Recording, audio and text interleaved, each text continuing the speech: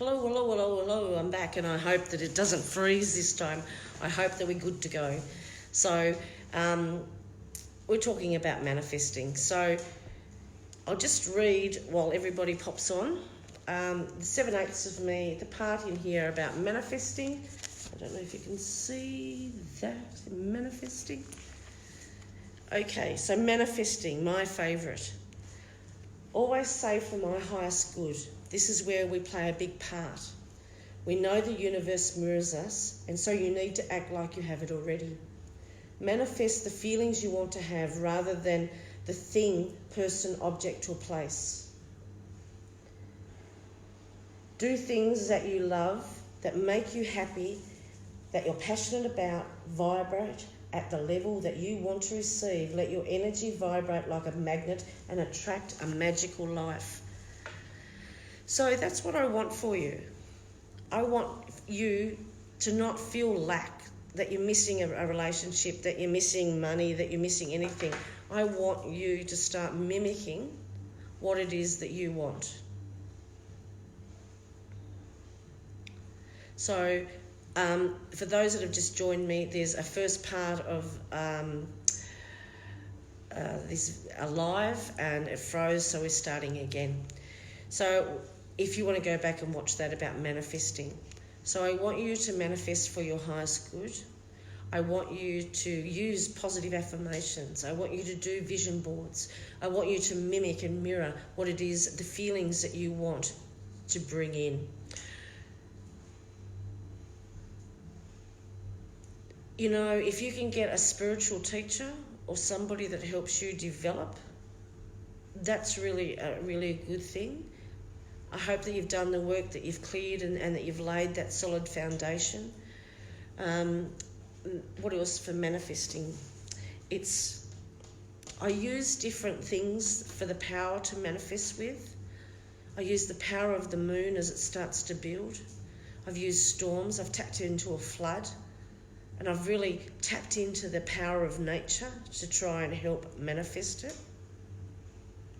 I've actually discussed in length with a person that does sexual healing about the power to manifest whilst you're having an orgasm. So, you know, there's a power there. And I don't want anybody to go, I'm abundant at any particular time, but what I'm saying is know the power. When you're feeling a power surge and you're in that sweet spot, you know, when you're confident, you're happy, you feel like you're rocking this world, you just in that sweet spot, that's where you need to sit, and you need to be light. And when you're in the sweet spot, you can actually manifest. So tap into a storm. Tap into a flood, a fire, you know, and just go connect with it and ask, how can this help me manifest? What is this making me feel? Remember in the first part we did about self-love, we actually discussed how in any given situation, how does this make me feel? Do that about all different things. The ocean, a river, trees, how is this making me feel? How can I help use this to what can I tap in? But we also need to look at how we can give back. I overheard a conversation the other day. Somebody presumed that I didn't give back monetary value, and I don't need to talk to or tell people what I do and where I give my money. I don't do it for me. I do it for charities or a workshop or whatever. It's not about me getting recognition for what I'm doing. It's about me being an open heart, unconditional, loving, spiritual, mature person, that I choose to do that and I choose to give. There's no point me in having all this spiritual knowledge and this wisdom and doing 30 years of training in different modalities and practicing my craft to not make myself available for people to come and hear what I have to say and to help. And even if I help one sorry, I'm sick, one person, that's fine.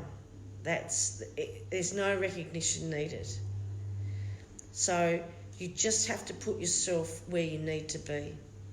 You just have to put yourself out there and help. If you're having a down day, you give to somebody. So we're manifesting the feelings that we want to have. I can't say enough about the feeling of freedom. So that means if you want freedom, you have to act freedom. Go somewhere that you've never gone before. Take some part out of your week to go and do something that you've never done before. And I don't mean to spend, you don't have to spend money to do it, but you can go to a national park, you can go to a library, you can go to something that you haven't done. Go out of your comfort zone so you start freeing yourself up. Movement helps. Moving, you know, I did a post this week, I went and had a pedicure because my feet take me everywhere I want to go, and they're going to take me forward, and so I look after them. Patricia said, and you show that on very live, you do, you're very giving. Well, Patricia, it's because I want everybody to feel what I've felt and the struggle, you know. Like I've said before, my first half of my life was pretty shitty.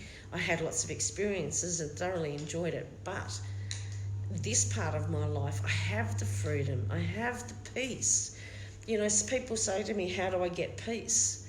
And I'm like, be peace? And they go like, what does that mean? Sounds like some bloody guru saying, you know, be peace. Well, breathe, still your mind, meditate, go for a walk, have some time out.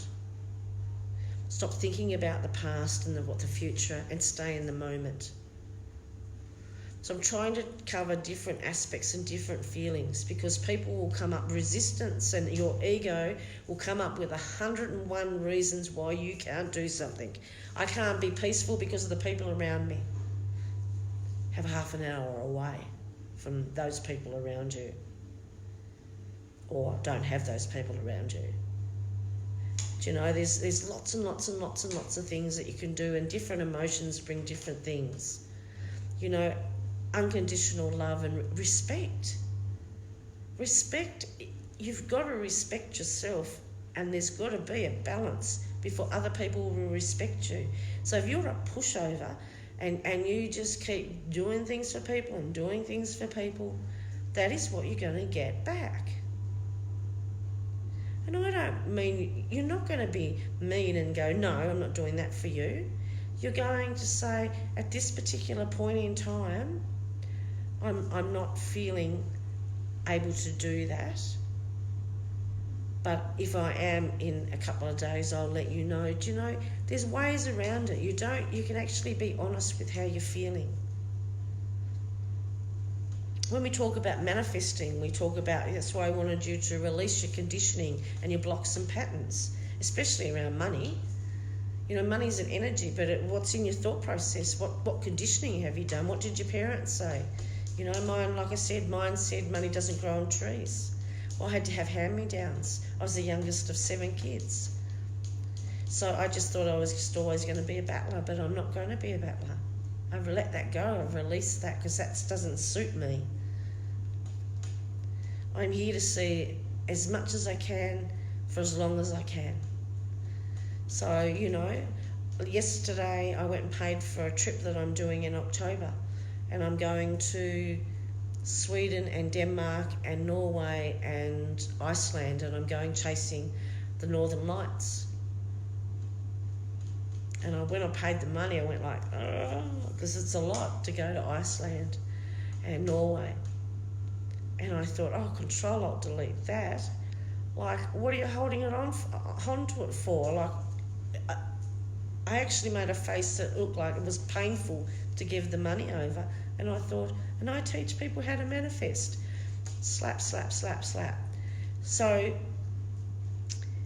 you actually have to, doesn't matter how much you practice this stuff, you still have to check in with yourself. You still have to listen to your thoughts and your words. You still have to Control Alt Delete and let it go when it's not serving you. So I have to practice it, and it's just what you do. I want to have experiences in life. I want to go to where the Vikings were. I want to go to the ruins where they were. Not last year, the year before, I went to a place called Skara Brae, which was on Orkney Island, which is the North Island of Scotland. And that's Neolithical, that's older than the pyramids. And just to tap into that ancient knowledge. You can't sit still and learn, you just can't. You have to do something, there has to be some movement, momentum. You have to do something, you have to change something. Otherwise, if you vibrate at this all the time, you'll attract that. So you need to alter your vibration to attract what it is, the feelings that you want to have. So other feelings, happy feelings, passion. You need to be passionate about your life. You need to be doing things that you're passionate about to love life again. You can't expect to do the same things and have a different outcome. You have to do something different. There has to be a shift. And 99.9% of time, we're our own worst enemy because we won't get off the couch or out the door to do something different. You have to do something different. You have to release that fear. You actually have to step forward and get in there and show some grunt. And it's hard, I know. It is, because sometimes I think, oh, what am I doing? But I trust. And if you partner with Spirit and you start doing something different and then do the things that you loved again, that you most of the time it was when you were a child and you had hobbies and you gave them up because life got in the way. Find the things that rocked your world.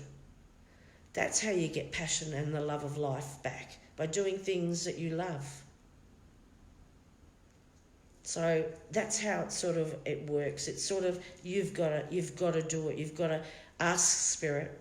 Don't put a picture of it up to Spirit. Don't say, this is what I want to look like and feel. You can't do that. Your Spirit's up there moving things around and your energy's rippling out and then it ripples back to you. Spirit returns it. So you need to mirror what it is that you want, and you have to do it within your own capabilities. Because I know everybody hasn't got the ready cash to do that, haven't got the people to do that, but you've got to turn up. So you're asking Spirit, you're putting it out there, you're manifesting, you're putting the intent out there. Right, Spirit, I'm happy, I'm free. I'm just going to do all of this wonderful work around the world. I'm going to help as many people as I can. I'm going to travel, I'm going to write, and I'm going to just see magic in the ordinary. And I take a step towards that and then I let it go. I let it go so that Spirit can bring it back to me for my highest good. I don't want to ruin it. I don't want to try and make shit into strawberry jam anymore. I want what is for my highest good, what I deserve in this life, for me to be able to do what I need to do. That's how passionate I am about this. And it's not just me. It's not like Spirit have just picked out me and gone, okay, you get to do that, nobody else. And the other thing is about manifesting, don't think, if you ask for something or think, want, feel, we don't want to put the want word, we need to say it as if we've got it, that's enough. Don't limit yourself. Oh, if I get that, then there's a lot for everybody else. The sea of abundance there's enough for everybody. Do not limit yourself. Just think there is enough for everybody to go around, and I'll get what I need to get, and what I need won't go past me. I talk to business people, and especially in the spiritual world. They'll get an idea and they'll sit on it and they won't do anything about it. And then all of a sudden, somebody else that they know has come up with the same idea and doing that, and they've pinched what I was doing. And I've gone, no, Spirit needed that hole to be filled so people that resonated with that could go and get the knowledge that they need to do. And because you didn't do it, somebody else had to do it. But that doesn't mean that that's a lack for you, because what's for you will never go past you, but it might motivate you to get out there and start helping people. You know, we can volunteer, we can do all sorts of things that don't cost us anything to make us feel great. Kim said, how can I ask for a great job? Well, you're not asking for a great job. You're wanting to a career, Kim, for your highest good.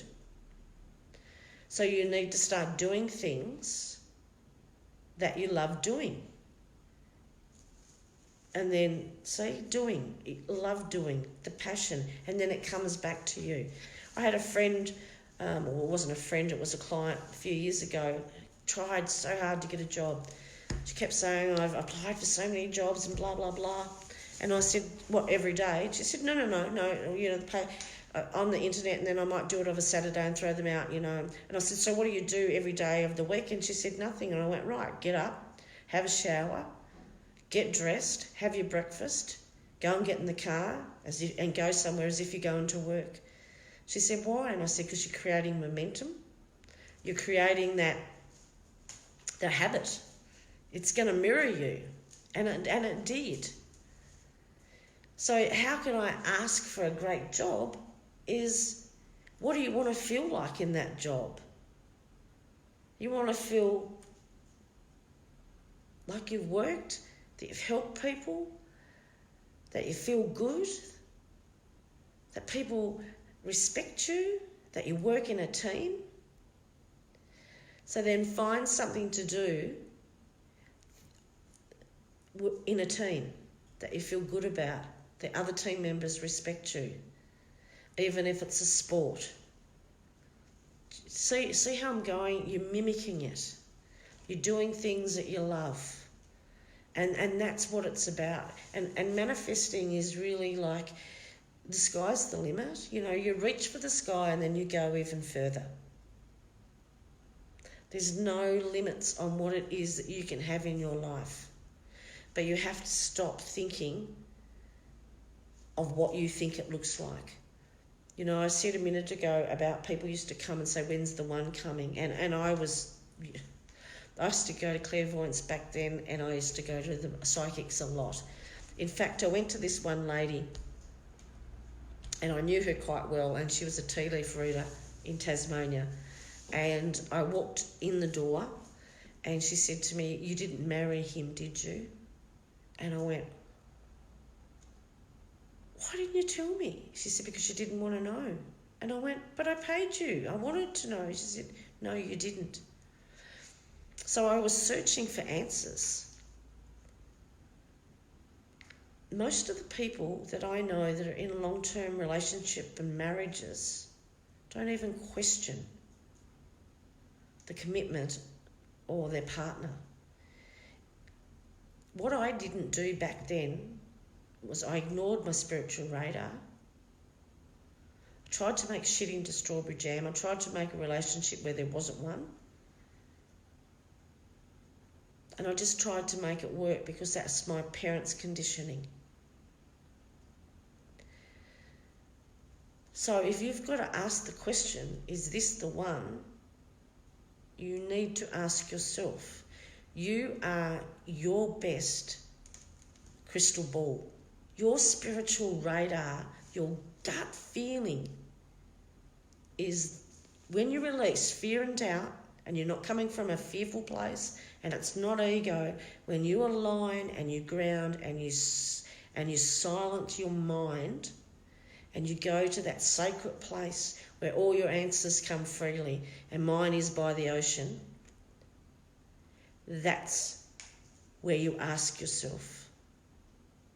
Because if you talk and about a partner and you're not going so well with them, you're doubting them, all of those sorts of things, that's what you're bringing more of towards you. That's where you're putting your energy. You need to get silent. You need to respect yourself.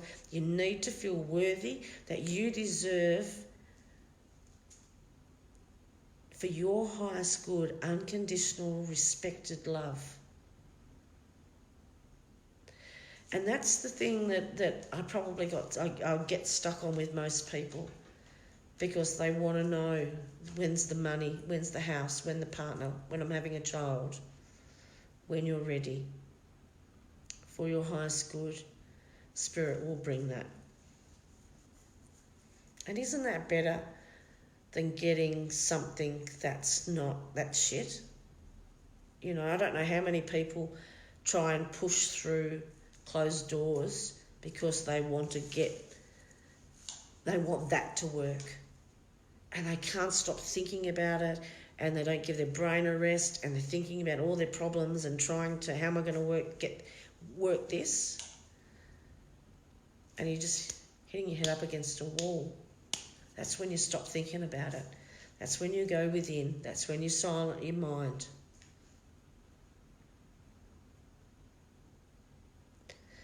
So we talk about money, and we talk about being grateful for our bills and grateful that the money comes when we need it. And it's just energy. And we appreciate and we're grateful, and we know that we deserve it. And I'm open and receptive. And I just thank the universe, source, creator.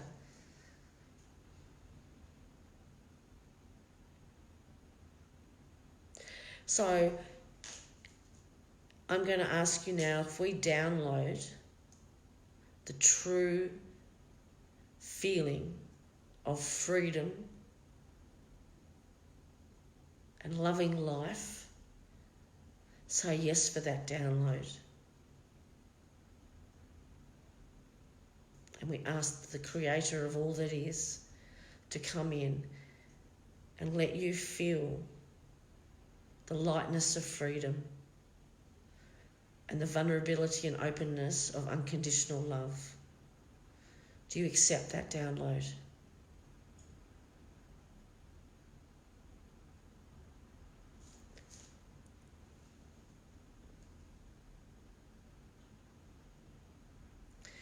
So that's all I want to talk about in manifesting. I'm a bit of a nagger when it comes to it. I just want you to know how simple and easy it is. But you've got to do the first 3 steps first. You can't just go from bang to that. You've got to do the steps. You've got to do the foundation. You've got to be able to be, light and free.